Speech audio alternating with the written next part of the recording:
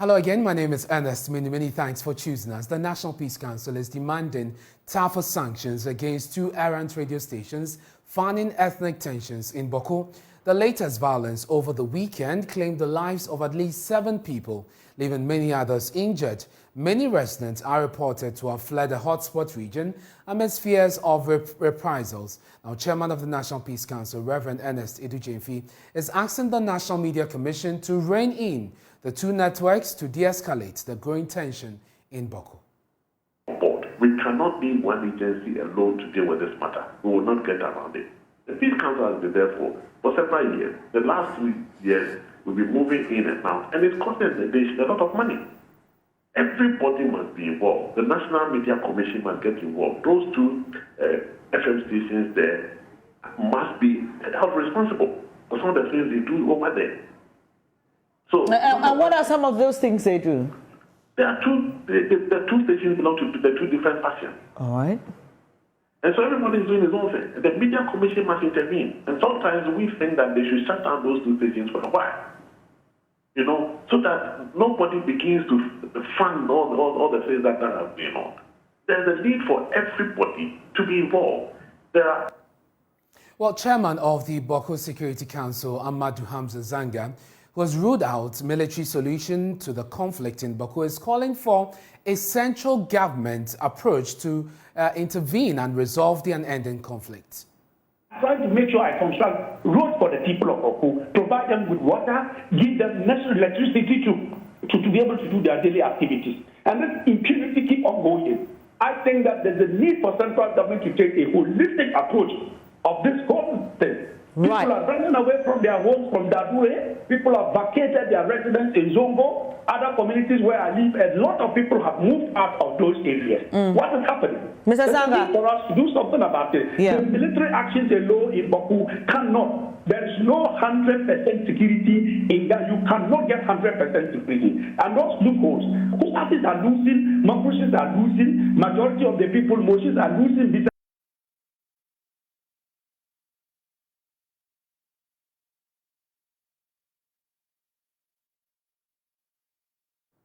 And I will be going on to the phone line shortly to speak to the chairman of the National Media Commission, Bawku, on what they are doing to address the issues raised by the chairman of the National Peace Council. In October, they actually issued a statement asking those radio stations there to stay clear of inciting the public and also make sure that they actually do not cause further harm to the already dire situation in Bawku. We're working the phone lines. Once we get him, we'll bring that interview to you and find out if indeed they will move to shut down those stations or take some action against them. But away from that, for years, residents of Commonwealth and Mensa Sabah Hall at the University of Ghana have been at each other's throats in a communal feud that has led to the destruction of valuable university properties. For once, these two rivals are coming together to fight what they consider a common enemy as they go on a warpath with management of the university, which has decided to strip male residents of their residential statuses. Now, there's more in the following report. Some students of the University of Ghana's Mensa Sabah and Commonwealth halls are on a warpath with the school's management over a decision to revoke their residency in the school. Under a new program announced 2 weeks ago, the university's council said all continuing students in the two halls will lose their resident status starting in the next academic year, which begins on January the 14th. The idea is to quell the persistent violent clashes between students from the two halls of residence. The students planned to engage the media to voice out their grievance, but the management of the university deployed security to stop the press conference from going ahead because they had not sought approval from the school's authorities. You have the right. So are you saying that any student can just walk into the SRC building and start doing anything? Why don't we have a press conference? Why? Nobody is preventing you from having Then please, press let's conference. not try that. People are here.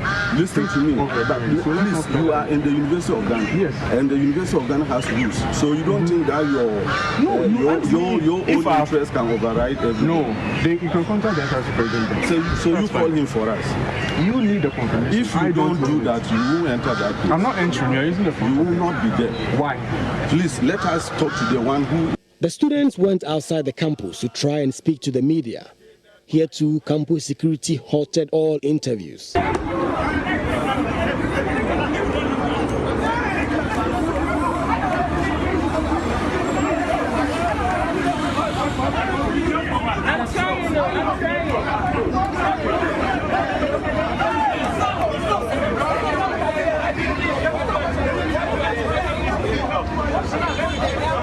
Subsequently, the news conference happened, but at a different location. The university management, which fails to provide proper security for students, failed to have conclusive investigations, but has been quick to issue a wholesale sanction that affects all male continuing students in Men's Asaba Hall and Commonwealth Hall. The said riot, which by the reports of management lasted for almost 4 hours, throughout this period of time, the university security were around, and a police patrol car was parked near the university guest house. Interestingly, we have confirmed that some top-level university management members were also near the guest house. And what did they do? Nothing. All these individuals and agencies could have dispersed and brought calm to this riot, but they did not act. They were very close, by an estimated 100 meters away, and watched on. This has made us believe that the university management had a grand scheme. They were overwhelmed by their incompetence and wanted an easy way out. So why not watch on, then use this opportunity to cripple the students' front and at the same time find a perceived solution to the accommodation problem. The Pro-VC for Academic and Student Affairs said on Radio Universe that investigations into the riots has not been concluded, yet the university has unreservedly sanctioned innocent continuing male students. Natural justice has been sacrificed on the altar of convenience. When he was asked that, why should the actions of a few affect the majority, he further went on to say, in every security situation, people who are not involved will get affected. If it happens everywhere. And when there is war, innocent people get killed. It is a reality of life. Is this the kind of leadership fit to oversee the welfare and affairs of students? The Pro-VC must resign. Yes. The university management maliciously brought out this information a week to the beginning of Christmas and expect parents and students to find money to pay an accommodation at a place which now costs over 3,800 cedis, as compared to the about 1,000 cedis they would have paid in their original halls. Now let's return to our earlier story about the situation in Bawku, where the Peace Council is calling on the National Media Commission to rein in 2 radio stations there that are fanning the tensions in that area. We're joined by the chairman of the National Media Commission, Bawku. Thank you so much, sir, for your time here on Joy News Prime. So I recall that in October, you issued a statement and you asked the radio stations to stay clear of inciting violence or sentiments in the area. It appears the situation is now more volatile than it was a few weeks ago. The Peace Council is asking you to take action right now by shutting down some of these radio stations, even if temporarily. Are we going to see that? Well, in the first place, the National Media Commission is not clothed with the power to close down a radio station. I mean, so the Peace Council, what they are calling for, it cannot be done. What we have been doing since the last time is engaging the owners of those stations and explaining to them the implications of their actions and the consequences thereafter. What is critical is the fact that we must understand that the rules that we are using to govern this country, we must follow that. Yes, I mean, their actions, put everybody at rest.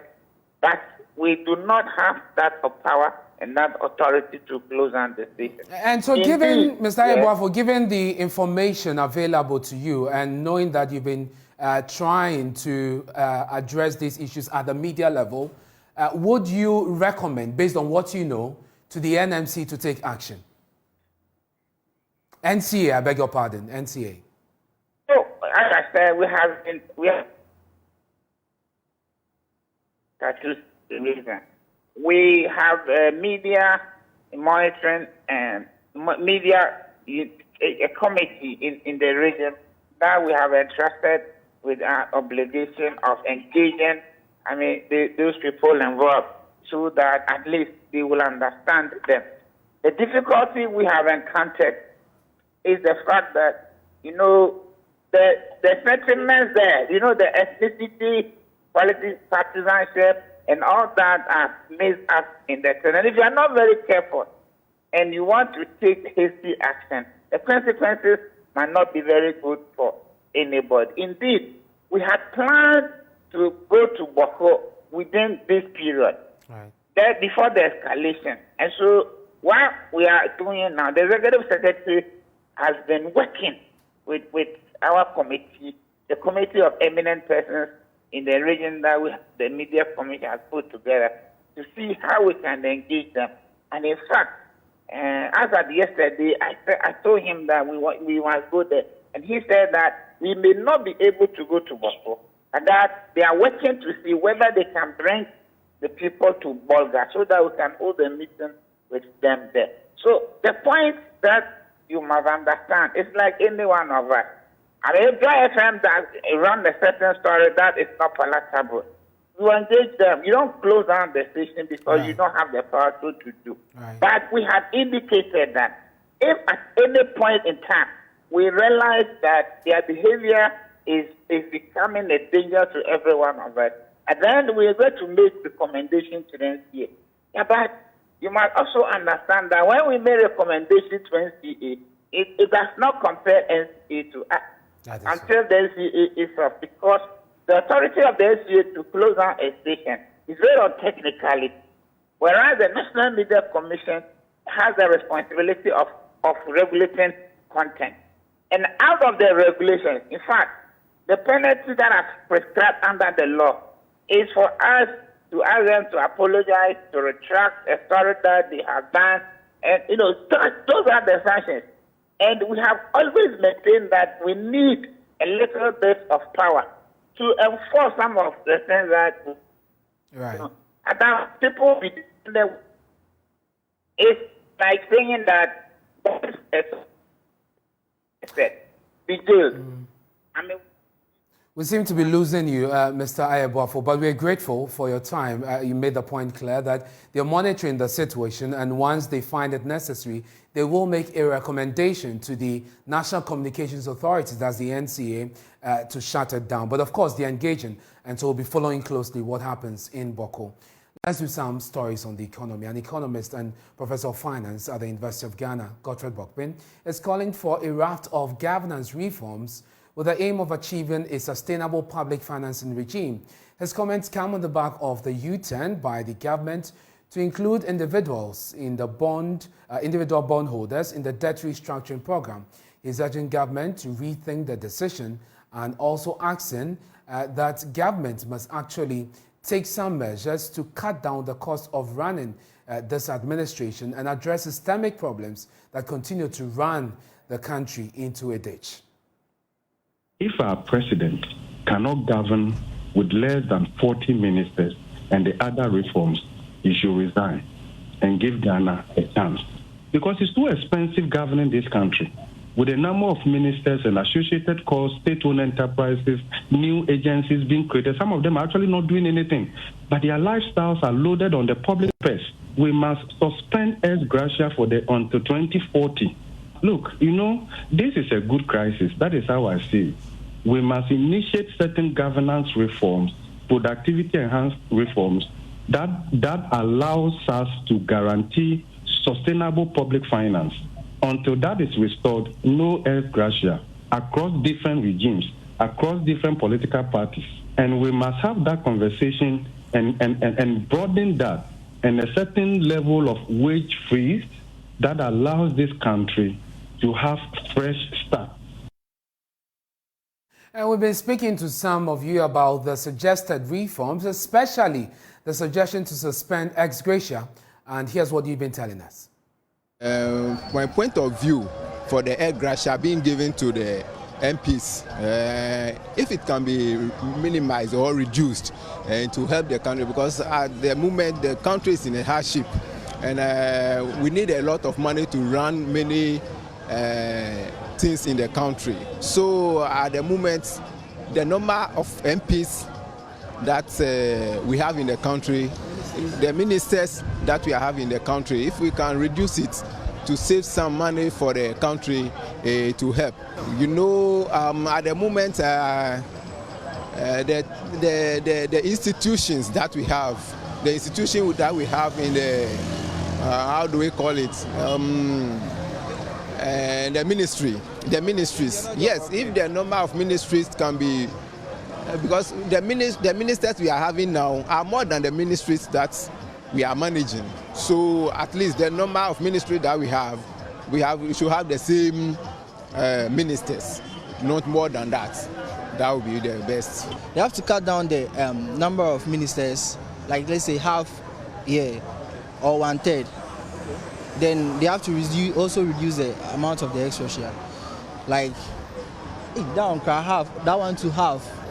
It's too much because actually they are not the one doing the job too, but even the civil servants who are doing the job, they are even anonymous. The presiding bishop of the Methodist Church of Ghana, Reverend Paul Bawku, says the decision by the police to take action against the public communication of doomsday prophecies has helped to sanitize the system. The Ghana Police Service says its monitoring and surveillance system on faith-based organizations has been activated to ensure conformity with the law. Let me bring you details of the statement released today by the police service on this initiative, which was actually started last year, which it says will continue this year. It says a year ago today, December 27, 2021, the Ghana Police Service drew the attention of the general public, especially members of the religious community, to the law regarding the communication of prophecies and urged compliance to the law to ensure continuous security and law and order in the country. We wish to commend the public, particularly religious groups, for their cooperation over the period by being circumspect and conscious of the law and adopting legally acceptable means of communicating prophecies to those affected. This has contributed greatly in creating an environment where people are able to freely profess their faith without unnecessary anxiety and fear of impending harm or death. Ghana is indeed grateful to the religious leaders in particular and the religious community as a whole for the patriotic understanding of the situation. It continues to say that as the year 2022 draws to a close, we wish to once again entreat the general public, especially faith-based groups, to ensure continuous compliance with the law as it relates to the communication of prophecies. Let us continue to remember that whereas we have the right to practice our faith in religion, freedom of worship and speech, this right must not be exercised in violation of the right of others and the public interest. As part of sustaining the gains made so far, the police service has adopted 27th December of each year as the Prophecy Communication Compliance Day.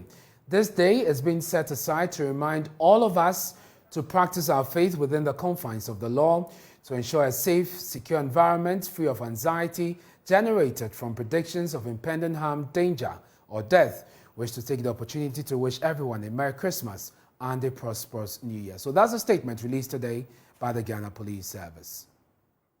We can now hear from the presiding bishop of the Methodist Church, Reverend Dr. Kojo Manu, who has lauded the move and debunked claims of stifling free worship.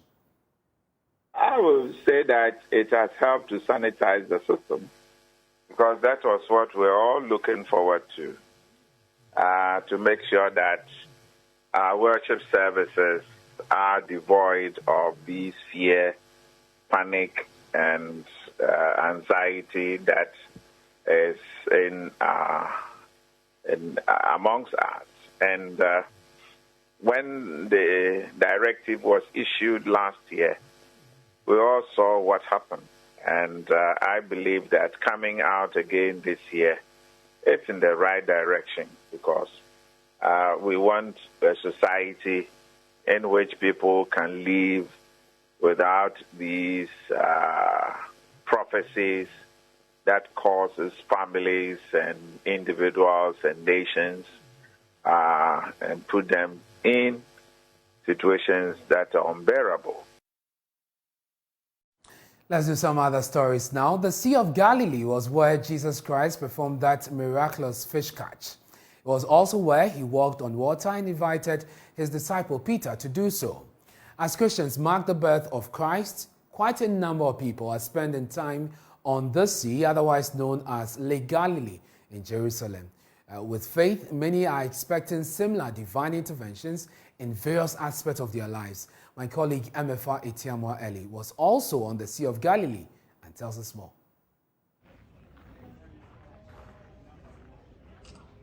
Thank you. For pilgrims visiting the Sea of Galilee, it is religiously intriguing for them to be in a place Jesus has been, while in close touch with the landmarks where he demonstrated God's power to the ordinary man. Here is the Sea of Galilee. Scores of Christians gathered here, washing their feet, having a feel of the water on which Jesus walked with his disciple here in Israel. So, for Christians here, this is a spiritual activity, just having that experience of walking in the footsteps of Jesus. Some critical historic places that Jesus has been, they are just excited to be part of the story. And that's how come you can see quite a number of people in this video. This is the Sea of Galilee in Israel. Immersing oneself in that atmosphere and appreciating the historical account of events between Christ and his disciples is practically unavoidable for anyone having a boat ride on the lake. For the blessings of God.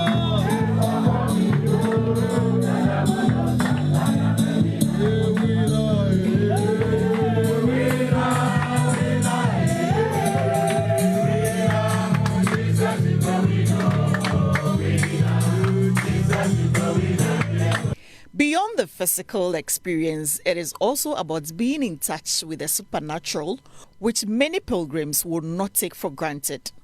The Sea of Galilee, otherwise known as Lake Tiberias, is believed to be the largest freshwater body in Israel.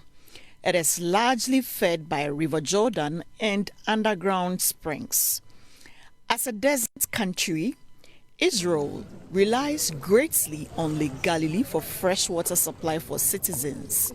It is on the same sea that the Bible refers to Jesus performing the miraculous catch of fish with Peter and his colleague fishermen who had been at sea for 3 good days without a catch.